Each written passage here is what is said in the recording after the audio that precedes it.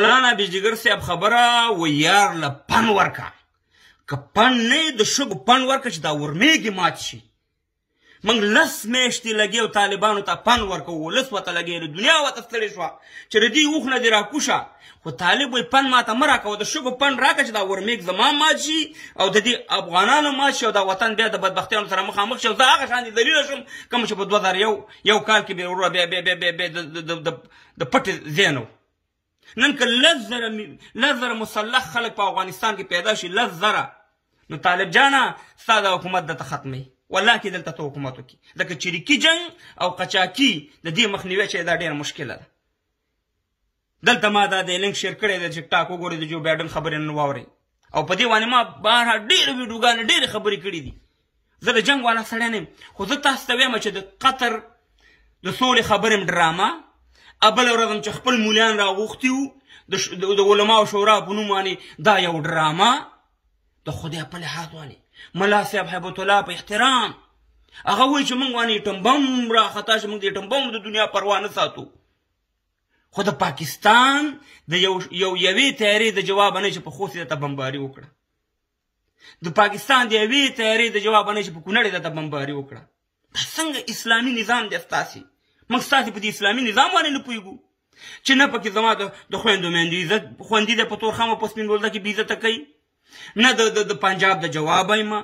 نه مې دنیا په رسمیت پیژني نه مې د خویندو میندو تعلیم شته دی نه مې خلک وروره په ګېډه ماړه دي دنیا ته وروره زاري او منت کومه چې ما په رسمیت وپېژنه او برطانیه خیرات راوړه خدای دې وبخه امریکې خیرات راوړه خدای دې وبخه او 52 ملکونو ته مې شکست ورکړی دی او ښکرونه مې ورته مات کړي ښکرونه یې موږ ته رامات کړي دي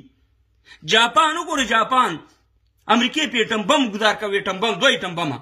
مګر جاپان وګوره په ټوله دنیا کې پاسپورټ نمبر 1 دی هېڅ چا ته هم شکست نه دی ورکړی دا یو مثال مې درته درکو هر یو وګړی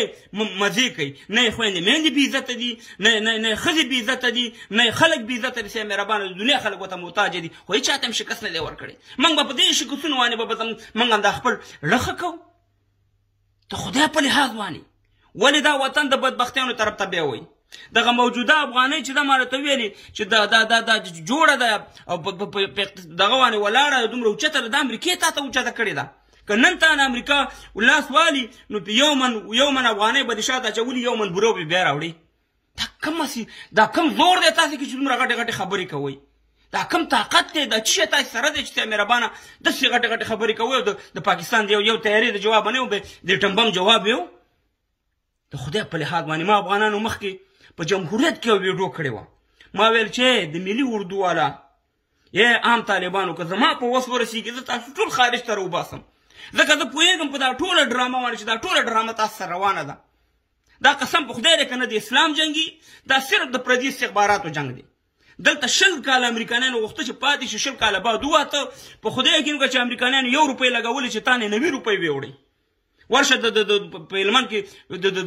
د چرسو د اپینو د هر مدنیت تا نه ورسې امریکې ته ویوړه ته به یې ورور امریکې دلته تاوان کړی امریکې ته ما ښکرونه مات کړي که نن دي یو ملک پیدا شي تا خو دې په رسمیت وپېژنې د امریکې د اجازت نه بغیر نو صحیح سیاست سپا سیاست دروغ نه ویل سپا وروره معامله ستاسې ټوله امریکې سره ده امریکې سره دا معامله ختمه کوي موږ ته تعلیم پکار دی موږ ته ګېډه مړول پکار دي او ښځو مزو له تاسې حقوق نه ورکوئ خود ځکه چې د طالب ماګوره فکر په دې جوړ شوی چې ښځه چې ده یو وحشي او ښځه باید د کور نه راونوځي تعلیم معلم دا ستاسې په فکر که دا زما خبره دروغه په 6 نوي کې 9 نوي کې خو تاسې راغلي وو هغې وخت کې مو ولې مکتبونه بند کړي خو دا ستاسې هغه ذهن په دې طالب ته جوړ کړی چې دا کومه ښځه مکتب وي بیا د بینې مافیا به کونی وي ستاسې وښځو تاسې څه شی حقوق غواړئ وګورئ په تیارو کې مو اوچتئ د خیره په تیارو کې ناوې اوچتئ نور تاسې څه حقوق غواړئ په تعلیم څه کوئ تعلیم څه کوئ که ښځه ناجوړه شوه خو سړي ډاکټر ته بیا ښیو که خور هم د خور موره یا بل څوک د بچي ناجوړه شو خو خیر دی که سړي ډاکټر وکته ښځې ډاکټرانو باندې موږ څه کوو دا قسم په خدای دی چې ټول دروغ درب دي افغانانو ړم درک کوي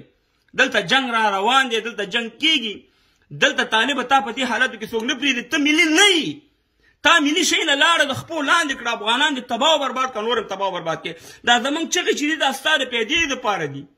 مه دغه طالبان نور در په در کوه دا عام طالبان ډېر دی په دې د اسلام په نوم باندې تاسې ووجل همدغه شانې مجاهدین ووجل په خدای کې دلته د اسلام خبره دلته صرف د قدرت او پردی د استخباراتو جنگ دی. الله دې وکړي چې زما دا ویډیو دغه شي او شیر کړئ او تاسو سره نن معلومات وشي چې زمونږ اقتصاد او زمونږ دغه چې دی په چا باندې ولاړ دی دغه امریکې دغه افغانۍ او په حال هم زمونږ دغه شان امریکا زمونږ په سر ولاړه ده. بله ورځ ملا دغه وایي چې ذبیح الله مجاهد